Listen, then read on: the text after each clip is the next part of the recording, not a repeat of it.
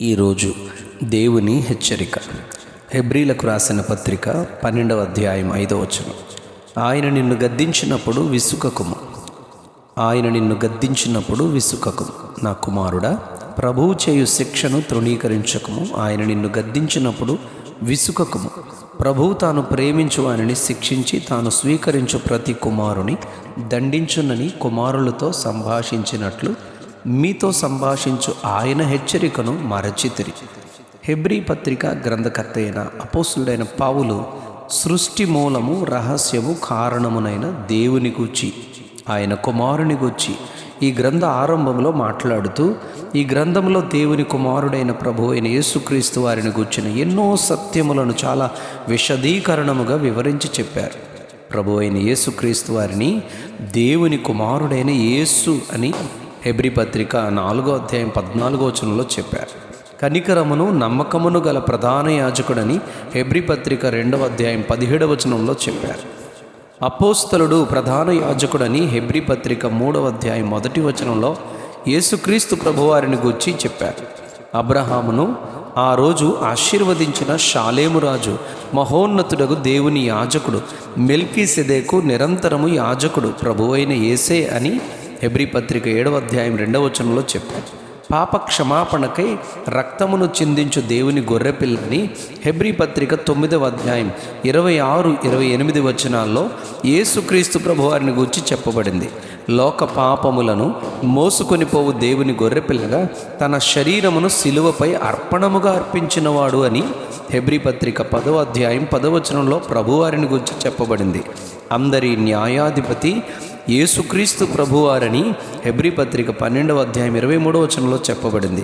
గొర్రెల గొప్ప కాపరి ప్రభు అయిన యేసుక్రీస్తు వారే అని హెబ్రీ పత్రిక 13వ అధ్యాయం 20వ వచనంలో చెప్పబడింది. ఇన్ని విలువైన బాధ్యతలను నిర్వహించే దేవుని కుమారుడు, కనికరము, నమ్మకమైన ప్రధాన యాజకుడు, మన అపోస్తలుడు షాలేము రాజును దేవుని యాజకుడు, పాపముల కొరకు అర్పణగా చేయబడిన దేవుని గొర్రెపిల్ల, అందరి న్యాయాధిపతి, గొర్రెల గొప్ప కాపరి, ప్రధాన కాపరి అయిన యేసయ్య గద్దించినప్పుడు పరలోకము నుండి బుద్ధి చెప్పుచున్న దేవుని విసుగు కొనకూడదు కదా.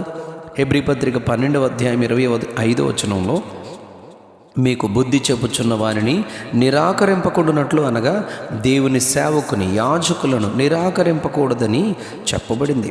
13వ అధ్యాయం 17వ వచనంలో మీ పైన నాయకులుగా ఉన్నవారు దేవునికి లెక్క ఒప్ప చెప్పవలసిన వారి వలె మీ ఆత్మలను కాయుచున్నారు. వారు దుఃఖముతో ఆ పని చేసిన యెడల మీకు నిష్ప్రయోజనము గనుక దుఃఖముతో కాక ఆనందముతో చేయునట్లు వారి మాట విని వారికి లోబడి ఉండండి అని చెప్పారు. గద్దింపు విశ్వాస విషయంలో స్వస్థులగునట్లు చేస్తుంది కనుక కఠినముగా గద్దించు అని పౌలు గారు తీతుకు రాసిన పత్రికలో 1వ అధ్యాయం 14వ వచనంలో తీతుకు చెబుతున్నారు. 1 తిమోతి పత్రిక 5వ అధ్యాయం 20-24 వచనాల్లో కొందరి పాపములు తేటగా కనబడి న్యాయపు తీర్పునకు వారికి ముందుగా నడుస్తున్నాయి గనుక ఇతరులు భయపడు నిమిత్తము పాపము చేయువారిని అందరి ఎదుట గద్దించమన్నారు. జ్ఞాని అయిన ప్రసంగి 7వ అధ్యాయం 5వ వచనంలో బుద్ధిహీనుల పాటలు వినడం కంటే జ్ఞానుల గద్దింపు వినడం మేలు అంటారు.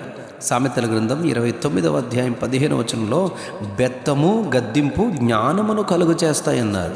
17వ సామెత 10వ వచనంలో బుద్ధిమంతునికి ఒక గద్దింపు మాట లోతుగా నాటుతుంది అన్నారు. 15వ సామెత 32వ వచనంలో గద్దింపును వినేవాడు వివేకి అవుతాడని చెప్పారు. 15వ సామెత 10వ వచనంలో గద్దింపును ద్వేషించేవారు మరణమవుతారని చెప్పబడింది.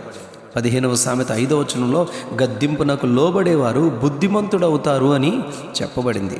13వ సామెత 18వ వచనంలో గద్దింపును లక్ష్య పెట్టేవాడు ఘనతను పొందుతారని చెప్పబడింది. 6వ సామెత 23వ వచనంలో శిక్షార్థమైన గద్దింపులు జీవ మార్గములు అని చెప్పబడింది. కనుక 3వ సామెత 11వ వచనంలో నా కుమారుడా, యెహోవా శిక్షను తృణీకరించవద్దు, ఆయన గద్దింపును విసుక్కోవద్దు అని చెప్పారు. 1వ సామెత 23వ వచనంలో నా గద్దింపు విని వెనక్కి రండి, తిరగండి, నేను మీకు నా ఉపదేశమును బోధిస్తాను అని ఆయన పిలుస్తున్నారు. కానీ నష్టపోయిన తరువాత అయ్యో నేనెందుకు ఆలోచన వినలేకపోయాను, ఎందుకు గద్దింపును తృణీకరించానని మీరు బాధపడతారని మొదటి సామెత 30వ వచనంలో చెప్పబడింది. అప్పటికి అంతా జరిగిపోతుంది, నష్టాన్ని చేజేతులా తెచ్చుకోవలసి వస్తుంది. ఇలా గద్దించిన లోబడని వారు పరిశుద్ధ గ్రంథంలో ఎందరో మనకు కనిపిస్తారు. కానీ వారిలో ప్రప్రథమముగా న్యాయాధిపతుల గ్రంథంలో 13వ అధ్యాయం 3వ వచనంలో మానోహాకు పుట్టిన కుమారుడు సంసోను నాజీరు చేయబడిన వాడుగా ఉండగా తాను ఫిలిష్తీయుల కుమార్తెలలో ఒకతను చూచి పెండ్లి చేసుకునేదనని చెప్పగా అతని తల్లిదండ్రులు కాదు, వద్దు అని చెప్పినను వినక ఆమెనే పెండ్లి చేసుకుంటాడు.